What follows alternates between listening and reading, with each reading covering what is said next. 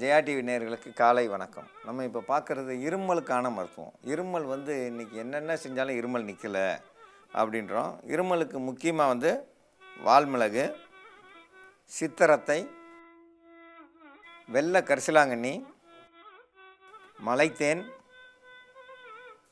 இஞ்சி இதெல்லாம் கூட்டு கலவையாக சேர்ந்து இப்போ நம்ம மருந்தாக தயாரிக்க போகிறோம். இருமல் வந்துச்சுனாக்கா தூக்கமே வராது. அவங்கள் மட்டும் இல்லாமல் பக்கத்தில் இருக்கவங்களுக்கும் ரொம்ப ஒரு அருவருப்பு மாதிரி படுவாங்க.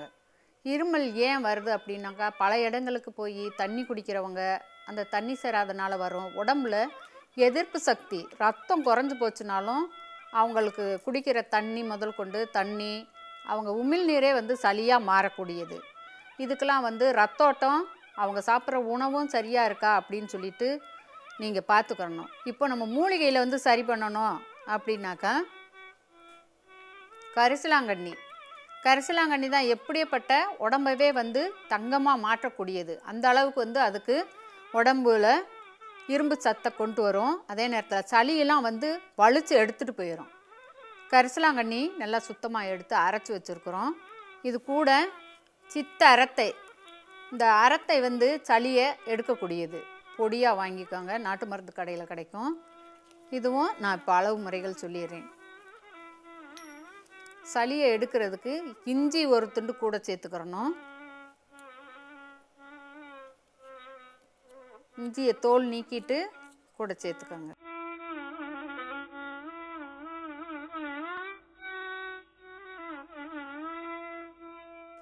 இஞ்சி ஒரு துண்டு தோல் நீக்கிட்டு வச்சுருக்குறோம். இதை நறுக்கி போட்டு இடிச்சுக்கலாம்.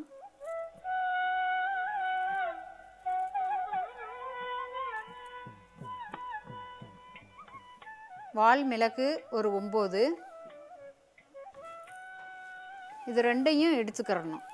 இஞ்சியும் வால்மிளகையும்.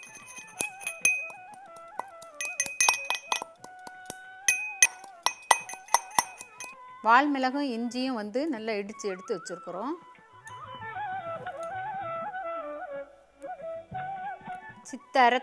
சித்தரத்தை தான் கொஞ்சம் காரமாக இருக்கும்.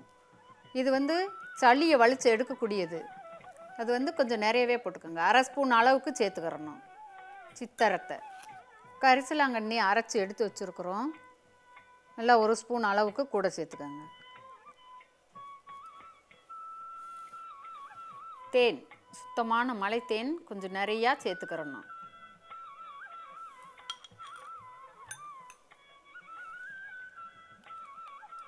வால்மிளகு, இஞ்சி, சித்திரத்தை இதெல்லாம் காரமாக இருக்கக்கூடியது. அதனால நல்லா தேன் தாராளமாக விட்டுக்கோங்க. தேன் தனியாக சின்ன குழந்தைங்களா இருந்துச்சுனாக்கா தேன் நிறையா கொஞ்சம் விட்டு கொடுத்தோம்னாக்கா இந்த இருமல்ன்றதே இருக்காது. பெரியவங்க சின்னவங்க எந்த வயசுக்காரங்கனாலும் இந்த இருமல் மருந்து நீங்கள் சாப்பிடலாம். இருமல் போகிறதுக்கு இது ஒரு சிறந்த மருந்து. அதே நேரத்தில் உணவையும் நீங்கள் சாப்பிடணும். நேரத்துக்கு சாப்பிட்டிங்கன்னா உடம்புல எதிர்ப்பு சக்தி இல்லாமல் ரத்தோட்டம் சீராக இருந்துச்சுனாக்கா நீங்கள் உங்களோட உமிழ்நீரே சளியாக மாறுறதுக்கு வாய்ப்புகள் இருக்குது. அதனால் தகுந்த மாதிரி நேரத்துக்கு உணவு சாப்பிடுங்க. இருமலுக்கான மருந்து, இருமலுக்கு முக்கியமாக கரிசலாங்கண்ணி, சித்திரத்தை, வால்மிளகு, இஞ்சி, தேன் சேர்த்துருக்கோம். இதெல்லாம் கூட்டு கலவையாக அப்படியே அரைச்சி எடுத்து வச்சுருக்கோம்.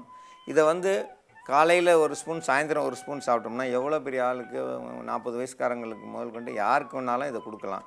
குழந்தைகளுக்குன்னா விரலில் தொட்டு கொடுக்கணும். பெரியவங்களுக்கு இதை வாயில் சுவைச்சி சாப்பிட சொல்லுங்கள். நல்லா ருசித்து சாப்பிட அந்த இருமல் கொஞ்சம் கொஞ்சமாக கட்டுப்படும். 2 நாளில் அந்த இருமல் காணாமல் போகும். எவ்வளோ மோசமான இருமலுக்கும் இது ஒரு சிறந்த மருந்து. இந்த மருந்தை பயன்படுத்தி பயன்பெற வேண்டும் என்று கேட்டுக்கொள்கிறேன்.